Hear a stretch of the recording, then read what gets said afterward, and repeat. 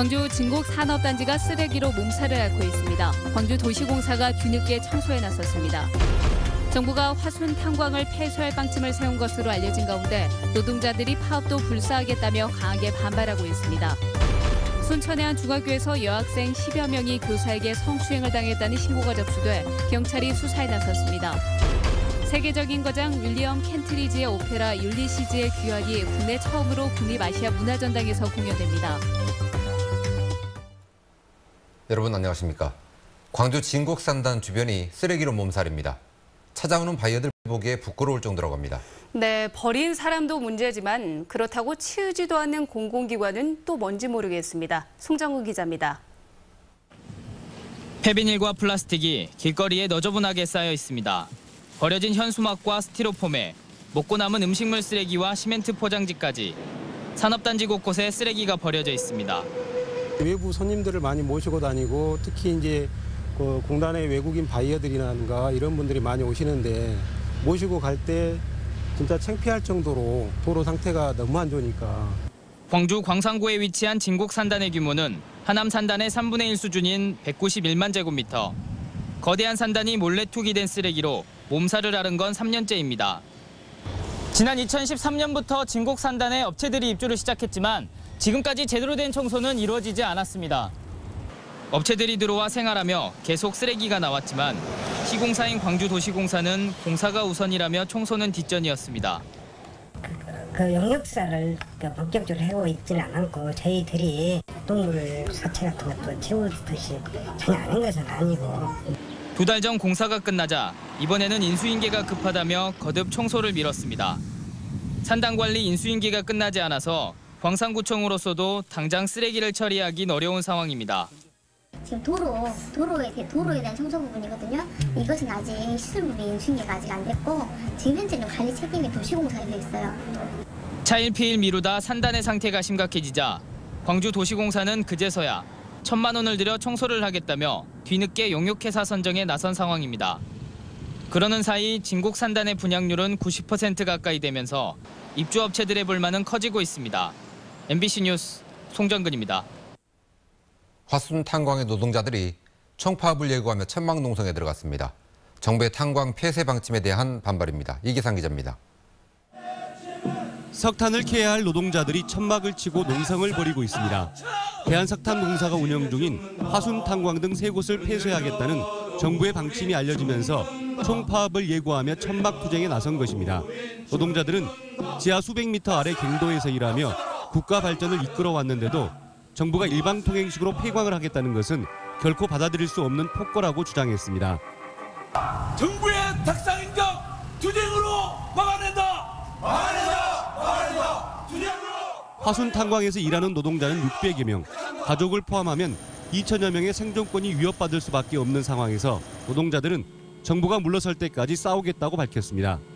석탄공사 노동조합은 폐광 정책을 막기 위한 비상대책위원회를 꾸리고 다음 주에 총파업 찬반 투표를 벌일 예정입니다. 산업 터전을 이렇게 쫓아내는 입장에 할 수 없이 우리 청막 농성이 아닌 정말 길거리 농성이라 돼서라도 우리의 삶의 터전을 되찾고자 하는데 큰 목적이 있다고 봅니다. 화순군과 군의회도 정부의 일방적인 폐광 정책을 반대한다며 탄광 지역 주민들의 생존권을 지키기 위한 범대책 기구를 구성해 노동자들의 목소리에 힘을 보태기로 했습니다. MBC 뉴스 이계상입니다. 한 중학교에서 여학생 10여 명이 교사에게 성추행을 당했다며 피해를 호소해 경찰이 수사에 나섰습니다. 권남기 기자가 취재했습니다.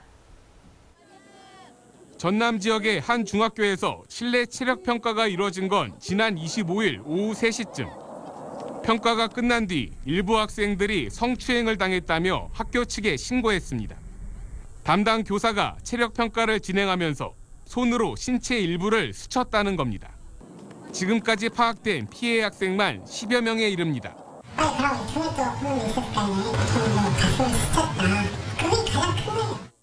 해당 교사는 성추행 의도는 없었으며 체력 평가를 빨리 진행하기 위해 학생들을 지도하던 중 발생한 일이라고 해명한 것으로 전해졌습니다. 학교 측은 사건 당일 해당 교사를 경찰에 신고했고 다음 날 직위해제했습니다. 경찰은 해당 교사의 과거 치료 병력 등을 토대로 자세한 사건 경위에 대한 조사에 착수했고 교육청은 피해 학생들에 대해 집단 상담 등의 심리 치료 프로그램을 진행할 예정입니다. MBC 뉴스 권남기입니다. 세계적인 거장 윌리엄 켄트리지의 오페라 율리시즈의 귀환이 국내 처음으로 내일과 모레 국립아시아 문화전당 예술극장에서 공연됩니다. 이 작품을 끝으로 예술극장의 첫 시즌 프로그램이 막을 내리는데요. 어떤 성과가 있었을까요? 박수인 기자입니다. 숱한 역경과 모험을 마치고 죽음을 앞에 둔 율리시즈. 살아오며 겪었던 사랑과 고난, 인간의 나약함을 병상에서 회상합니다. 호메로스의 서사시를 원작으로 한 바로크 시대의 오페라가 남아공 출신의 거장 윌리엄 켄트리지를 통해 현대 예술로 재탄생했습니다. 등장인물들은 오페라 가수의 노래와 목각 인형의 몸짓으로 묘사되고 애니메이션 영상과 바로크 음악 연주가 깊이 있는 무대를 연출합니다. Some of our work is very specifically related to South Africa and to South African themes, but a lot of it had to do with music, with how music and puppetry and films interacted.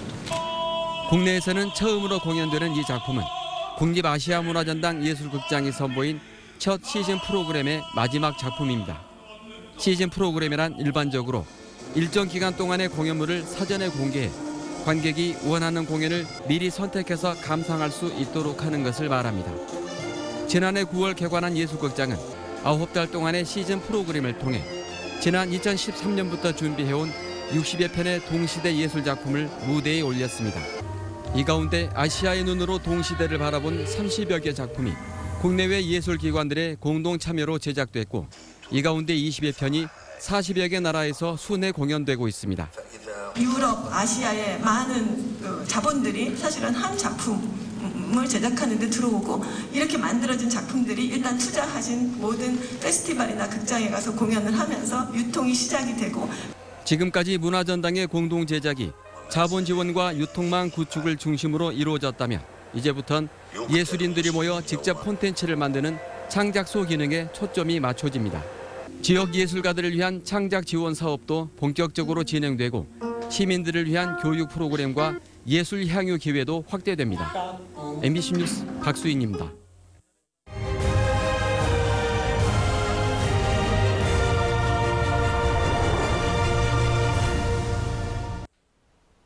민주화를 위해서 목숨까지 던진 광주 시민들의 희생은 살아남은 많은 이들에게 부채의식을 안겨줬습니다. 이게 결국 60항쟁으로 그리고 한국의 민주화로 이어졌습니다. 5.18 36주년 기획보도, 오늘은 마지막 순서로 80년 이후 한국의 민주주의를 생각해봅니다. 김철웅 기자입니다. 열흘 동안 진행된 광주항쟁의 마지막 날인 1980년 5월 27일 새벽. 100배나 많은 2만 명의 정규군에 맞서 전남도청에 남아 마지막 항전에 나섰던 시민군들의 죽음은 이후 수많은 광주의 자식들을 낳았습니다. 도청에 마지막까지 남아있던 사람들 중에 거기서 자신이 그 공수부대와 싸워서 이겨서 승리할 거라고 생각한 사람은 한 명도 없었을 겁니다. 질주하는 싸움이지만 정말 그렇게 역사에 남을 만큼 정당한 죽음을 선택했기 때문에 그 이후에 우리가 이렇게 민주화를 이룩했다고 생각하거든요. 예고된 패배였지만 역사가 우리를 승리자로 만들어줄 것이라는 윤상원 열사의 예언을 증명이라도 하듯 이후 전국 각지에서 수많은 학생과 노동자들이 광주의 자식임을 자청하고 나섰습니다. 그리고 전두환 집권부터 시작한 광주학살 진상규명 운동은 우리나라 민주화운동의 성격 자체를 바꿔놓았습니다. 공수부대 이 군인들에게 살육당하고 난 이후에는 운동의 수준이 낭만적인 운동에서 과학적인 운동으로 발전하게 됩니다. 이러한 것들이 통해 가지고 87년 6월의 전국적인 이 대중 100만 명 이상이 참여하는 운동의 씨앗을 광주항쟁이 제공했다. 전두환 정권 때 일어난 민주화운동은 박정희 정권과 비교하면 7배가량 급격히 늘어납니다. 같은 군사 독재 정권임에도 불구하고 1980년대에 이렇게 폭증한 이유는 5.18의 광주 때문이었습니다. 노동과 학원, 언론 분야의 민주화운동에서도 광주학살 진상규명 요구는 기본으로 등장한 구호였습니다. 그리고 80년 5월 항쟁은 마침내 87년 6월 항쟁을 이끌어냅니다. 광주가 5월 운동에 관련된 분들에 대한 어떤 빚진 마음이나 또는 그분들에 대한 그 어떤 계승을 광주가 하겠다라고 생각을 하면 5.18의 확장적 개념으로 넓혀가는 것이 한국의 민주운동 역사에서 광주가 고립되지 않는 길이라고 생각이 듭니다. 80년 5월 항쟁과 87년 6월 항쟁을 이어준 시민들, 그들이 있었기에 오늘날 우리가 민주주의를 누리고 있습니다. 흩어져 있고 방치되어 있는 그들의 광주에 대한 기억을 모아서 우리의 광주로 만드는 일은 오늘날 민주주의를 누리고 있는 우리 세대가 해야 할 일일 것입니다. MBC 뉴스 김철원입니다. 5.18 광주민주화운동 36주년 기념행사가 오늘 부활제를 끝으로 마무리됐습니다. 5.18 구속 부상자회 등은 옛 전남도청 앞 광장에서 부활제를 열고 5월 영령들을 추모했습니다. 부활제는 계엄군의 진압작전에 최후까지 맞서다 도청에서 사나운 5월 영령들의 영면을 기원하며 매년 5월 27일에 열리고 있습니다.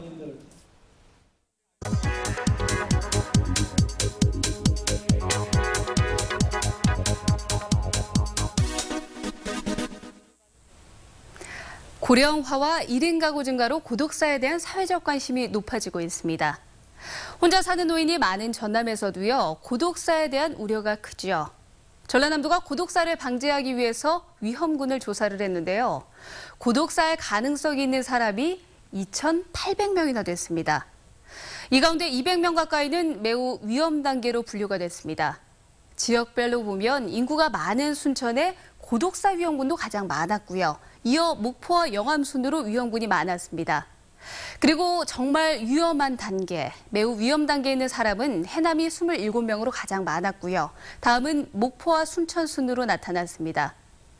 고독사 위험에 놓인 사람 10명 가운데 7명은 65세 이상의 노인입니다. 전라남도는 이번 조사 결과를 토대로 자원봉사단체와 혼자 사는 노인을 연결해서 친구 만들기에 나서는 등 고독사 방지 대책을 마련하기로 했습니다. 카드뉴스였습니다. 광주시 공무원노조의 전공로 가입에 대한 정부의 대응 수위가 한층 높아질 것으로 보입니다. 광주시에 따르면 전공로 가입에 따른 정부의 대응이 행정자치부 차원에서 국무조정실로 이관 격상됐고 오늘 첫 회의에서는 행자부와 법무부 등 8개 정부 부처가 참여했습니다. 특히 기재부와 산업부, 문체부 등이 포함되면서 광주의 현안 사업에도 영향을 미치지 않을까 하는 우려가 나오고 있습니다. 때이른 더위 속에서도 색색의 장미가 흐드러지게 피었습니다. 이번 주말에는 비 예보가 나와 있어 더위가 한풀 꺾인다고 하는데요. 김은수 기상캐스터가 전해드립니다. 덩굴장미로 만들어진 장미터널에서 매혹적인 꽃향기가 진동합니다. 따사로운 봄 햇살을 받은 장미꽃은 아름다움이 더해갑니다.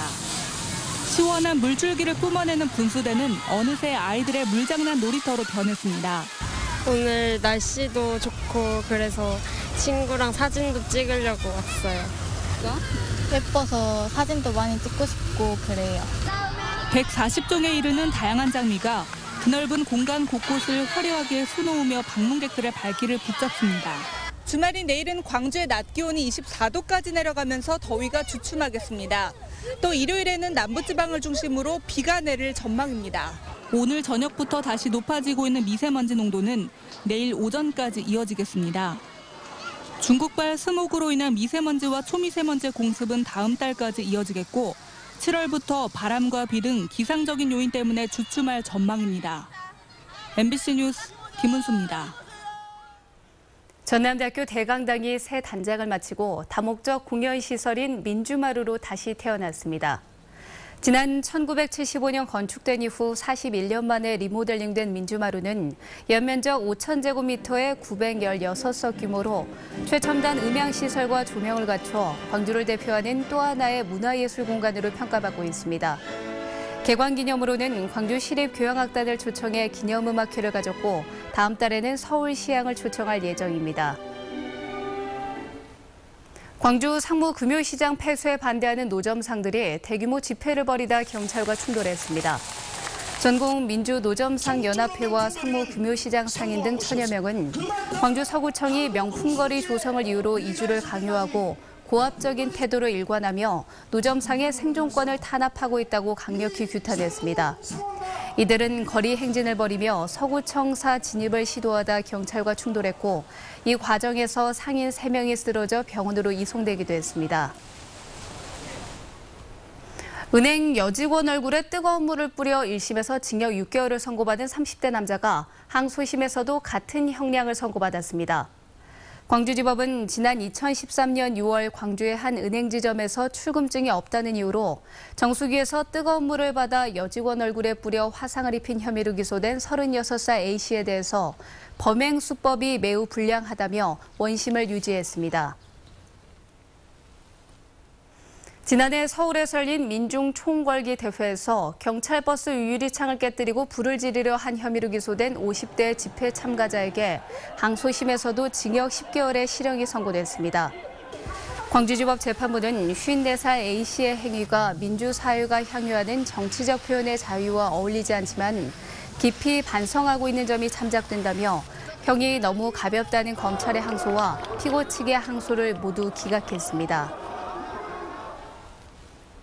광주시와 중국의 7개 여행사 그리고 박주선 국회 교문위원장과 사단법인 한중 청년 리더협회가 중국 관광객 유치를 위한 협약을 체결했습니다.